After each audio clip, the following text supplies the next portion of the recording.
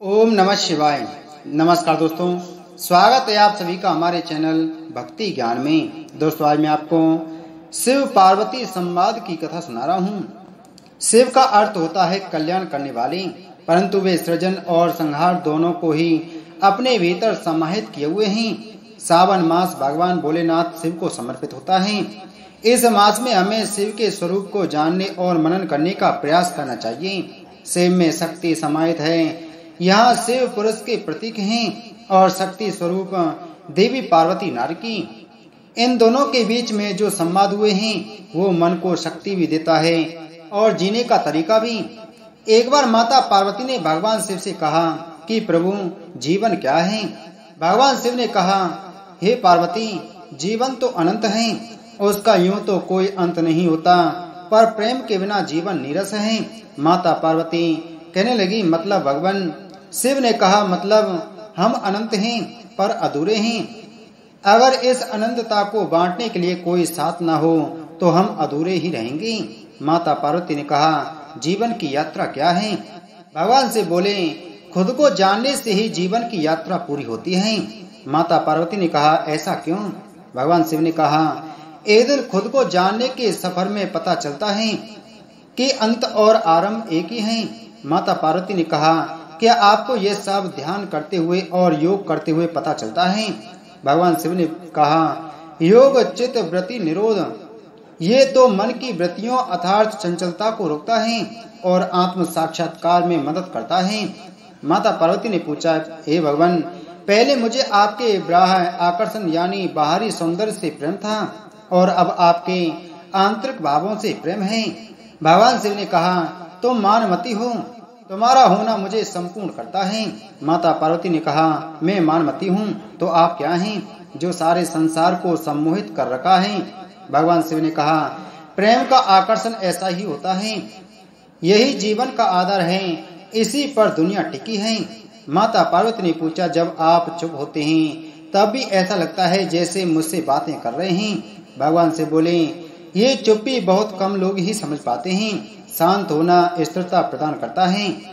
शिव के द्वारा दिया गया ज्ञान असीम है, अनंत है। उनकी बातें गहरी और उनकी चुप्पी उससे भी गहरी है। शक्ति को अपने शरीर का आधा भाग बनाकर शिव ने स्पष्ट किया कि वास्तव में स्त्री की शक्ति को स्वीकार किए बिना पुरुष पूर्ण नहीं हो सकता। माता पार्वती ने भगवान शिव से पूछा, गंगा में डुबकी लगाने से क्या सच में पाप धुलते हैं? भवानी शंकरो वंदे श्रद्धा विश्वास रूपणो, याभ्याहम बिना न पश्यन्ति सिद्धहम शांतहम स्तिमीश्वरम। यानी श्रद्धा और विश्वास के स्वरूप श्री पार्वती जी और श्री शंकर जी की मैं वंदना करता हूँ, जिनके बिना सिद्ध जन अपने अंतःकरण में स्थित ईश्वर को नहीं देख सकते। गंगा स्नान से पापों का नाश होना बतलाया गया है, परंतु नित्य गंगा स्नान करने वाले लोग भी पाप में प्रवृत्त होते देखे जाते हैं। एक समय श्री शिव जी महाराज पार्वती के साथ हरिद्वार में घूम रहे थे। पार्वती जी ने देखा कि सहस्त्रों मनुष्य गंगा में नहा नहा कर हर हर करते चले जा रहे हैं, परंतु प्राय सभी दुखी और पाप परायण हैं। पार्वती जी ने बड़े आश्चर्य से शिव जी से पूछा कि हे देव, गंगा में इतनी बार स्नान करने पर भी इनके पाप और दुखों का नाश क्यों नहीं हुआ? क्या गंगा में सामर्थ्य नहीं रही? शिव जी ने कहा, प्रिय, गंगा में तो वही सामर्थ्य है, परंतु इन लोगों ने पाप नाशनी गंगा में स्नान नहीं किया है, तब इन्हें लाभ कैसे हो? पार्वती जी ने आश्चर्य से कहा कि स्नान कैसे नहीं किया? सभी तो नहा नहा कर आ रहे हैं, अभी तक इनके शरीर भी सूखे नहीं। शिव जी ने कहा, ये केवल जल में डुबकी लगाकर आ रहे हैं, तो मैं कल इसका रहस्य समझाऊंगा। दूसरे दिन बड़े जोर की बरसात होने लगी, गलियां कीचड़ से भर गईं। एक चौड़े रास्ते में एक गहरा गड्ढा था, चारों ओर लपटीला कीचड़ भर रहा था। शिवजी ने लीला से ही वृद्ध रूप धारण कर लिया और दीन विवश की तरह गड्ढे में जाकर ऐसे पड़ गए जैसे कोई मनुष्य चलता चलता गड्ढे में गिर पड़ा हो और निकलने की चेष्टा करने पर भी ना निकल पा रहा हो। पार्वती जी को उन्होंने यह समझाकर गड्ढे के पास बिठा दिया कि देखो, तुम लोगों को सुना सुनाकर यूं पुकारती रहो कि मेरे वृद्ध पति अकस्मात गड्ढे में गिर पड़े हैं, कोई पुण्यात्मा इन्हें निकालकर इनके प्राण बचाए और मुझ असहाय की सहायता करें। शिवजी ने यह और समझा दिया कि जब कोई गड्ढे में से मुझे निकालने को तैयार हो तब इतना और कह देना कि भाई मेरे पति सर्वथा निष्पाप हैं, इन्हें वही छुएं जो स्वयं निष्पाप हो। यदि आप निष्पाप हैं तो इनके हाथ लगाइए, नहीं तो आप के हाथ लगाते ही आप भस्म हो जाएंगे। पार्वती जी तथास्तु कहकर गड्ढे के किनारे बैठ गईं और आने जाने वालों को सुना सुनाकर शिव जी की सिखाई हुई बात कहने लगी।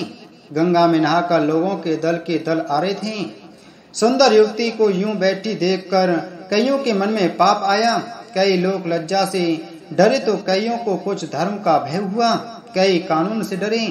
कुछ लोगों ने तो पार्वती जी को यह भी सुना दिया कि मरने दे बुड्ढे को, क्यों उसके लिए रोती हूँ। आगे और कुछ दयालु सचरित्र पुरुष थे। उन्होंने करुणावश हो युवती के पति को निकालना चाहा, परंतु पार्वती के वचन सुनकर वे भी रुक गए। उन्होंने सोचा कि हम गंगा में नहाकर आए हैं तो क्या हुआ, पापी तो है ही, कहीं होम करते हाथ न जल जाए। बुड्ढे को निकालने जाकर इस स्त्री के कथा अनुसार हम स्वयं भस्म न हो जाएं। किसी का साहस नहीं हुआ। सैकड़ों आए, सैकड़ों ने पूछा और चले गई। संध्या हो चली। शिवजी ने कहा, पार्वती देखा आया कोई गंगा में नहाने वाला। थोड़ी देर बाद एक जवान हाथ में लोटा लिए हर हर करता हुआ निकला। पार्वती ने उसे भी वही बात कही। युवक का हृदय करुणा से भर आया। उसने शिवजी को निकालने की तैयारी की। पार्वती ने रोक कर कहा कि भाई यदि तुम सर्वथा निष्पाप नहीं होगे तो मेरे पति को छूते ही जल जाओगे। उसने उसी समय बिना किसी संकोच के दृढ़ निश्चय के साथ पार्वती से कहा कि माता, मेरे निष्पाप होने में तुझे संदेह क्यों होता है? देखती नहीं मैं अभी गंगा नहा कर आया हूँ। भला गंगा में गोता लगाने के बाद भी कभी पाप रहते हैं। तेरे पति को निकालता हूँ। युवक ने लपक कर बुड्ढे को ऊपर उठा लिया। से पार्वती ने उसे अधिकारी समझकर अपना असली स्वरूप प्रकट कर उसे दर्शन देकर कृतार्थ किया। शिवजी ने पार्वती से कहा कि इतने लोगों में से इस एक ने ही गंगा स्नान किया है। इसी दृष्टांत के अनुसार जो लोग बिना श्रद्धा और विश्वास के केवल दम्भ के लिए गंगा स्नान करते हैं उन्हें वास्तविक फल नहीं मिलता। परंतु इसका यह मतलब नहीं है कि गंगा स्नान व्यर्थ जाता है। विश्वास के साथ किए गए गंगा स्नान का मिलता है वास्तविक फल। मैं आपसे भली भांति निश्चित किया हुआ सिद्धांत कहता हूँ। मेरे वचन अन्यथा मिथ्या नहीं है कि जो मनुष्य भी हरि का भजन करते हैं वे अत्यंत दुस्तर संसार सागर को सहज ही पार कर जाते हैं। एक बार माता पार्वती ने भगवान शिव से कहा कि प्रभु, मैंने पृथ्वी पर देखा है कि जो व्यक्ति पहले से ही अपने दुखी हैं आप उसे और ज्यादा दुख प्रदान क्यों करते हैं, और जो सुख में हैं आप उसे दुख नहीं देते हैं। भगवान शिव ने इस बात को समझाने के लिए माता पार्वती को धरती पर चलने के लिए कहा और दोनों ने इंसानी रूप में पति पत्नी का रूप बना लिया और एक गांव के पास डेरा जमाया। शाम के समय भगवान ने माता पार्वती से कहा कि हम मनुष्य रूप में यहाँ आए हैं, इसलिए यहाँ के नियमों का पालन करते हुए हमें यहाँ भोजन करना होगा। इसलिए मैं भोजन सामग्री की व्यवस्था करता हूँ, तब तक तुम भोजन बनाओ। भगवान के जाते ही माता पार्वती रसोई में चूल्हे को बनाने के लिए बाहर से ईंटें लेने गईं और गांव के कुछ जर्जर हो चुके मकानों से ईंटें लाकर चूल्हा तैयार कर दिया। चूल्हा तैयार होते ही भगवान वहां पर बिना कुछ लाए ही प्रकट हो गए। माता पार्वती ने उनसे कहा कि आप तो कुछ लेकर ही नहीं आए, भोजन कैसे बनेगा? भगवान बोले, पार्वती अब तुम्हें इसकी जरूरत नहीं पड़ेगी। भगवान ने माता पार्वती से पूछा, तुम चूल्हा बनाने के लिए इन ईंटों को कहां से लेकर आई? तो इस पर माता पार्वती ने कहा, प्रभु, इस गांव में बहुत से ऐसे घर भी हैं जिनका रख रखाव सही ढंग से नहीं हो रहा है। उनकी जर्जर हो चुकी दीवारों में से ईंटें निकाल कर ले आई। भगवान ने फिर कहा, जो घर पहले से खराब थे तुमने उन्हें और खराब कर दिया। तुम ईंटें उन सही दीवारों की दीवार से भी तो ला सकती थी। माता पार्वती बोली, प्रभु, उन घरों में रहने वाले लोगों ने उनका रख रखाव बहुत सही तरीके से किया है और वो घर सुंदर भी लग रहे हैं। ऐसे में उनकी सुंदरता को बिगाड़ना उचित नहीं होता। भगवान बोले, पार्वती, ये तुम्हारे द्वारा पूछे गए प्रश्न का उत्तर है। जिन लोगों ने अपने घर का रखरखाव अच्छी तरह से किया है, यानी सही कर्मों से अपने जीवन को सुंदर बना रखा है, उन लोगों को दुख कैसे हो सकता है? मनुष्य के जीवन में जो भी सुखी हैं वो अपने कर्मों के द्वारा सुखी हैं और जो दुखी हैं वो अपने कर्मों के द्वारा दुखी हैं।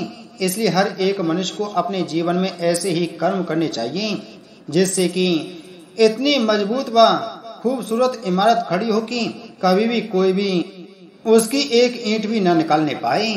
तो दोस्तों, भगवान शिव ने माता पार्वती को बहुत ही अच्छा ज्ञान दिया। इस ज्ञान को हर मनुष्य को अपने जीवन में उतारना चाहिए जिससे भगवान शिव की कृपा आप सभी के ऊपर बरसती रहे और भगवान आपको सुख समृद्धि और हर प्रकार का सुख प्राप्त कराएं। ओम नमः शिवाय। बोलो शिव शंकर भगवान की जय। माता पार्वती की जय।